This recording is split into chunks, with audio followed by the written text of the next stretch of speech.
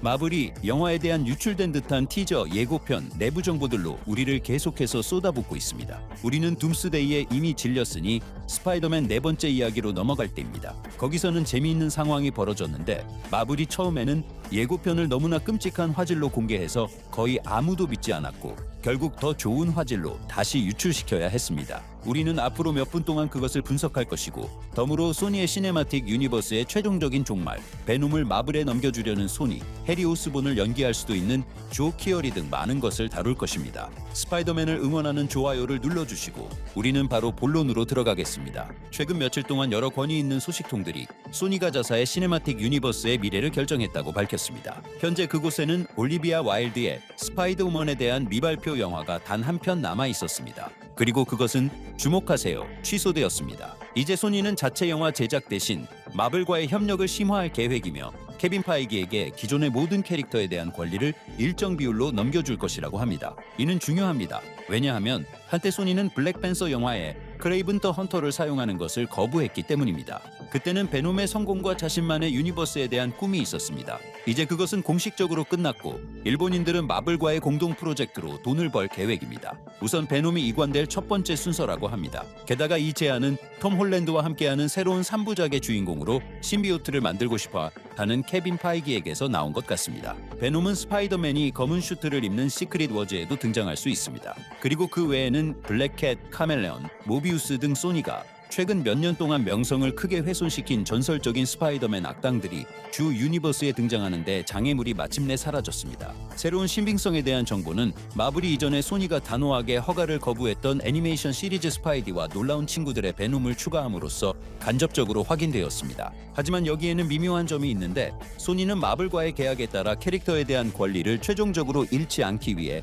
스파이더 유니버스의 영화를 계속 출시해야 합니다. 하지만 여기서는 법적 허점을 이용할 가능성이 높습니다. 기술적으로 톰 홀랜드의 단독 영화는 스파이더맨 뉴 유니버스처럼 소니의 영화입니다. 따라서 소니는 마블과의 긴밀한 협력 체계 속에서도 법적으로 권리를 유지할 수 있습니다. 그들은 단지 만일을 대비해 자신들의 것을 출시할 것입니다. 그리고 이것은 스파이더 유니버스 애니메이션 영화 팬들에게 좋은 소식입니다. 스파이더 펑크와 같은 모든 스핀오프는 캐릭터에 대한 권리를 확보하기 위해 반드시 출시될 것입니다. 스파이더맨 네 번째 이야기에 대해서 말하자면 웃으실지도 모르지만 세이디 싱크가 다시 이론의 중심에 섰습니다. 소식통에 따르면 스파이더맨 촬영장에서 세이디는 노란색과 녹색의 의상을 입었는데 이는 물론 다시 진 그레이 역할이나 일부 기자들의 주장에 따르면 둠스데이에서 자세히 다뤄질 침공으로 인해 어벤져스 유니버스에 오게 된 진 그레이와 사이클롭스의 딸인 레이첼 서머스 역할을 암시합니다. 어쨌든 세이디의 캐릭터는 마음을 조종하고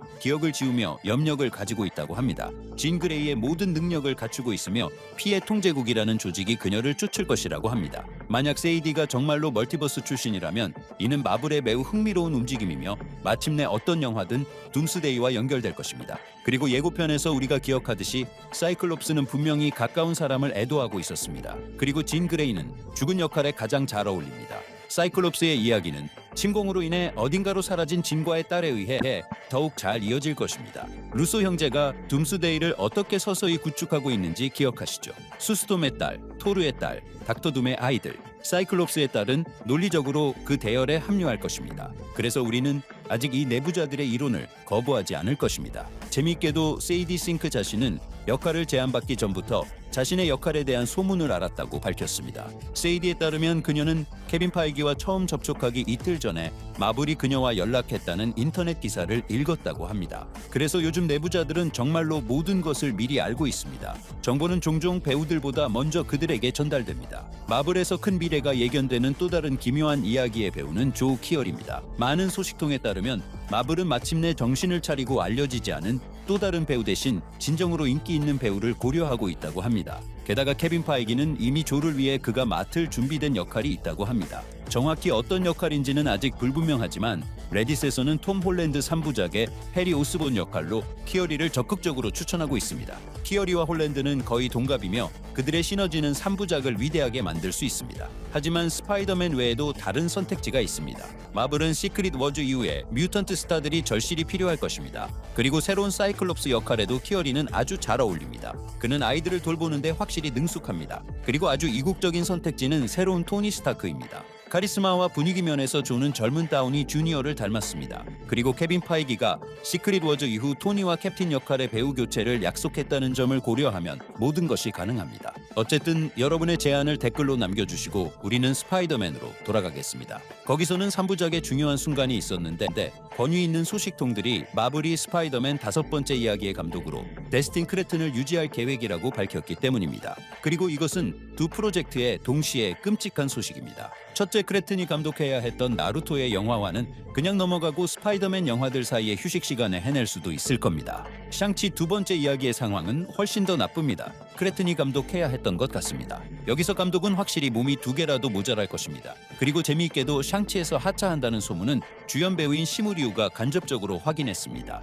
배우는 크레튼의 하차를 부인하며 만약 그렇게 된다면 이삭정 감독 다니엘 스듀오 또는 클로이 자오를 감독으로 보고 싶다고 말했습니다. 재미있게도 클로이는 이미 마블과 이터널스에서 작업했으며 따라서 시네마틱 유니버스로 돌아올 수 있습니다. 하지만 그녀는 그냥 놔두죠. 우리에게 중요한 것은 다음 스파이더맨을 5년 동안 기다릴 필요가 없다는 것입니다. 모든 것이 마블이 이 프로젝트를 3부작의 시작으로 개발하고 있다는 것을 가리킵니다. 그리고 두 번째 부분은 3년 후에 나올 것입니다. 속편으로서 당연한 일입니다. 스파이더맨 5번째 이야기가 시크릿 워즈 이후의 첫 번째 영화가 된다면 특히 재미있을 것입니다. 마치 한때 노웨이 홈이 엔드게임 이후의 첫 번째 영화였던 것처럼 말입니다. 그리고 톰 홀랜드를 통해 새로운 세계의 상황을 다시 한번 이야기할 것입니다. 이런 선택지를 배제해서는 안 되며 28년 여름에 새로운 스파이더맨을 기대해도 좋습니다. 하지만 첫 번째가 될 가능성은 낮습니다. 왜냐하면 봄에 엑스맨 영화가 개봉될 예정이기 때문입니다. 하지만 마블은 여전히 20번이라도 연기할 수 있습니다. 그래서 스파이더맨은 대중의 후보입니다.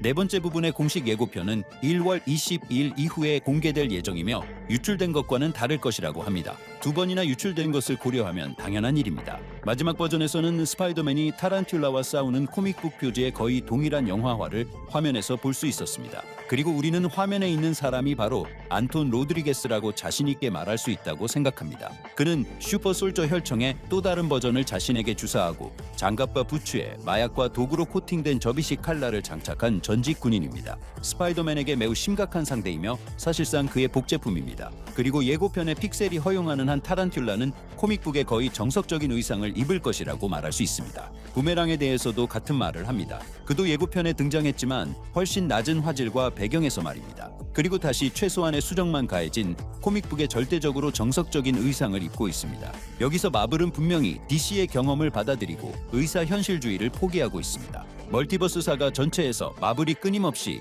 슈퍼히어로의 현실적인 버전을 만들고 때로는 코믹북의 이름을 부르기를 거부했던 것을 기억하시죠. 이제 DC에서처럼 가장 만화적인 의상조차 두려워하지 않을 것입니다. 이는 아마도 좋은 일입니다. 왜냐하면 슈퍼히어로 장르의 의사현실주의는 이미 끝난 것 같기 때문입니다. 이와 관련하여 마허샬라 알리의 블레이드는 마침내 죽었습니다. 여러 소식통에 따르면 마블은 포기하고 더 이상 블레이드 단독 영화 아이디어를 개발하려고 하지 않는다고 합니다. 대신 알리는 바로 미드나잇 선즈 크로스오버에 배치될 것이며 거기서는 어떻게 될지 성공할지 실패할지 모릅니다. 그리고 성공한다면 단독 영화 작업도 더 쉬워질 것입니다. 소식은 한편으로는 나쁘지만 다른 한편으로는 적어도 새로운 버전의 블레이드를 볼 수 있을 것입니다. 그리고 브랜뉴데이에서는 아마도 코믹북 역사상 최악의 캐릭터 중 한 명을 보게 될 것입니다. 왜냐하면 내부자들에 따르면 이만 에스판디가 영화에서 MJ 젠데이아의 새로운 남자친구를 연기할 것이기 때문입니다. 그리고 배우를 한 번만 봐도 코믹북의 폴 라빈과 똑같이 생겼다는 것을 알 수 있습니다.